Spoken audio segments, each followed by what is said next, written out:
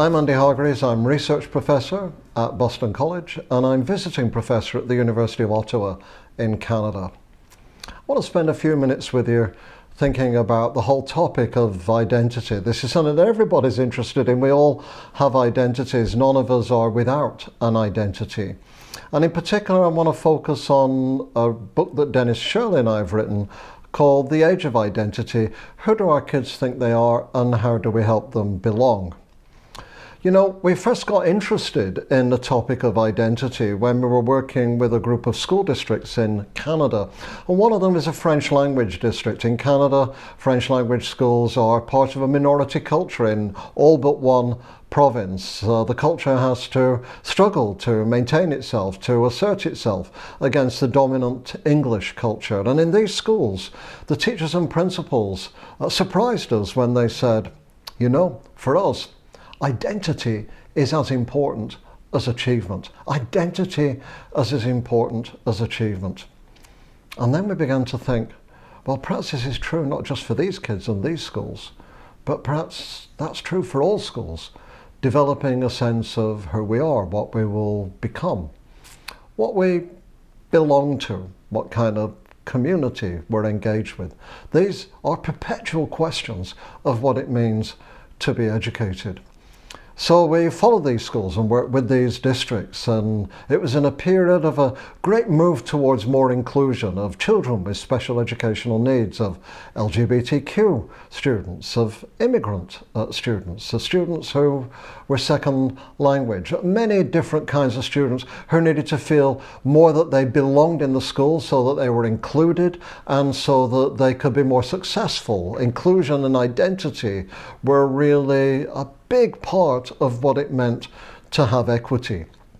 So we followed these schools and we followed these teachers, and it was a very positive moment. Then along came COVID and people got agitated about masks and vaccinations. And towards and after COVID, people got agitated about other things as well. They got agitated about race, about gender identity. There were even myths that teachers were putting out cats trays for kids who were identifying as cats. Complete myth, by the way. But these were the sorts of panics that people were getting into. Instead of being a lock that opened people up, all of a sudden identity was becoming something that shut people out. And so we want to write this book, and we presented our ideas drawing on the very inclusive moment we were in to help people get through to the other side of these bitter debates, to not turn inclusion into indignation. And there are really four things that we talk about in the book that are relevant to this. The first is, you know, identity is not just about them, the others, this category, this box, that checklist. Identity belongs to all of us. It's important. We need to think about our own identity as well as other people's, and we need to help people go through the stages that Erik Erikson talked about of identity development over time. My grandson knew this as well as anyone when he was almost 10, and he turned around to us and he said, well, only a few days left being a child. And what he instinctively grasped there was something that Erikson talks about when around the age of 9 or 10, children don't want to be quite so dependent anymore and want to start to have industry and an impact on the world. So in understanding we all have identities, and because we're educators, it's our job to help kids, teenagers develop theirs, and to mentor younger colleagues through different ages and generations and stages of career development so they can develop their identities too. That's the first thing. Second thing, though, is that unfortunately, identity is sometimes a big problem and a struggle and an obstacle when people are stigmatized because of one overwhelming part of their identity that is all that other people respond to. I'm a senior now. And you should be saying, oh no, surely not. But I'm a senior. And as a senior these days, especially in America, when I go into restaurants, they shuttle me and my friends and my wife to the back of the restaurant, near the toilets, near the galleys.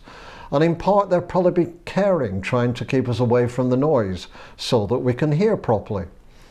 But also there's a bit of the fact that they don't really want old people who are practically zombies sitting near the front window of the restaurant, deterring the millennials and the Gen Ys from coming in and having a cool and hip time. I want people to know I'm a senior. I'm proud of being a grandfather, but I don't want it to be the thing that defines me. People who are black, who are gay, who have disabilities, want people to know and be alert to and be positive about and attentive to those aspects of their race or their gender or their ability, for example. But they also don't want these things to define them. They don't want to feel particularly that if these are treated very negatively, that they have to kind of hide who they are. Nobody should have to hide who they are. George Michael, the pop artist, put it best when he sang, "I'm never gonna dance again, guilty feet have got no rhythm." Guilty feet have got no rhythm. If you have to hide who you are, it doesn't only disrupt things for yourself, but it makes you less effective in working with everybody else. So thirdly, people need to bring the fullness of who they are into the classrooms as a child and as an adult, not have to hide anything unless they're a criminal or in the witness protection program. And if they bring the fullness of who they are, we need to grasp that people have multiple identities. It might be a race, but it also might be your generation, your nationality, the fact that you're a twin or possibly a cancer survivor. All the things that define who you are things that people need to respond to. And to do that, in responding to identity, it's not about this week or that month or this box or another box. That helps, but it's insufficient. We need a whole child to be responded to by a whole school of adults working together for them. But bear in mind that sometimes the fullness of who we are has tensions, it has dilemmas, it has contradictions. We may be privileged in some ways and marginalized in others. We may be a person of color but also very wealthy. We may be white working class and impoverished and struggling economically, but also sometimes, this is who I grew up with, a little bit xenophobic and a little bit fearful of outsiders. And we need to be able to deal honestly and openly with that as well, and not divide the world into one group who is unarguably privileged and another group who is unambiguously oppressed. So this is the thing about identity. It belongs to all of us. Nobody should have to hide who we are. Bring the fullness of who you are into the classroom and have the school respond to that. And don't be afraid of when it gets a little bit difficult. There are a few tensions and dilemmas. Create a civil environment that preserves people's dignity so that we can move forward.